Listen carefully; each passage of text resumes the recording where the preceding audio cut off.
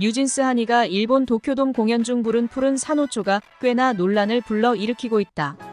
도쿄돔의 폭발적인 환성과 환호도 화제였지만 일부에선 푸른 산호초의 원곡을 부른 마츠다 세이코가 기미가요를 불렀던 적이 있는 가수라는 걸 문제 삼으며 마츠가 세이코를 전범 가수 비슷하게 취급하고 있는데 과연 이런 시각이 얼마나 맞는지 한번 살펴보자.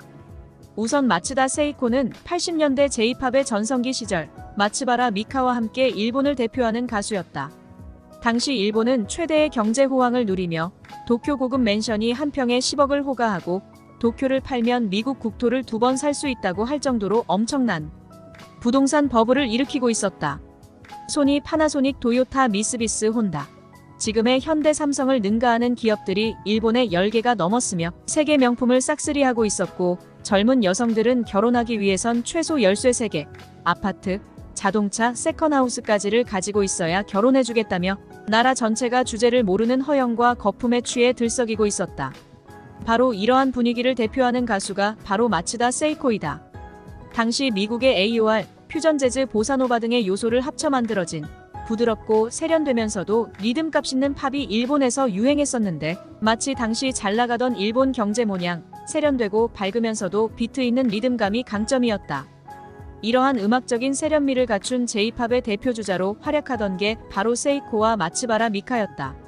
지금도 유튜브에서 찾아보면 알 수 있듯이 청순하고 애띠고 백침이 넘치는 외모에 깨끗하고 맑은 목소리, 여리여리해 보이는 외모와 다른 좋은 성량 등 흔히 일본인이 좋아하는 모든 걸 갖춘 가수가 바로 세이코이다. 당시 한국이나 동남아에서도 폭넓은 인기를 누리고 있었으며 전형적인 일본 가수, 어찌 보면 외색이 넘치는 가수가 세이코였고 그녀의 두 번째 히트곡이며 가장 대형 히트곡으로 기록된 곡이 바로 푸른 산호초이다.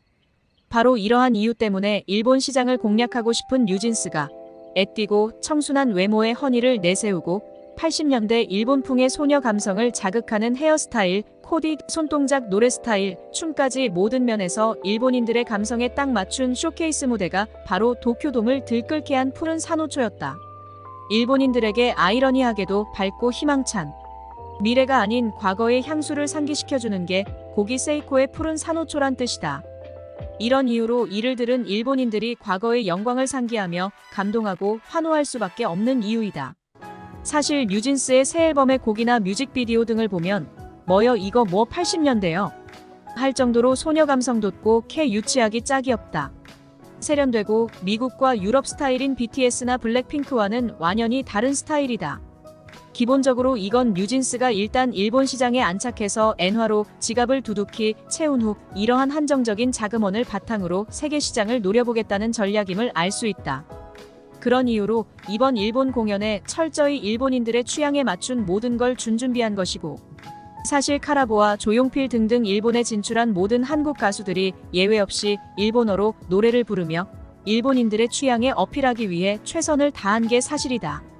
즉 쪽발이 지갑에서 돈을 뜯어내려면 쪽발이 마음에 들어야 되는 게 어찌 보면 상식이기 때문에 전 세계적인 스타로서 활동하는 BTS나 블랙핑크와는 많이 다른 전략을 가지고 가는 게 뉴진스이다.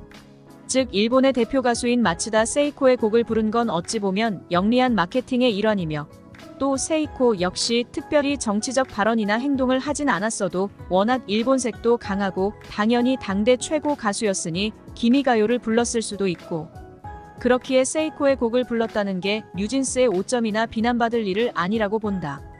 그런 논리면 애국가를 수도 없이 부른 이선희의 제2에게를 부른 우카코쿠로리에 역시 일본에서 이로 인해 비난을 받아야 된다는 건데 이게 입장을 바꿔보면 얼마나 황당한 비난인지 알 수 있다. 자 이제 허니에 대한 쓸데없는 비난은 고만하자.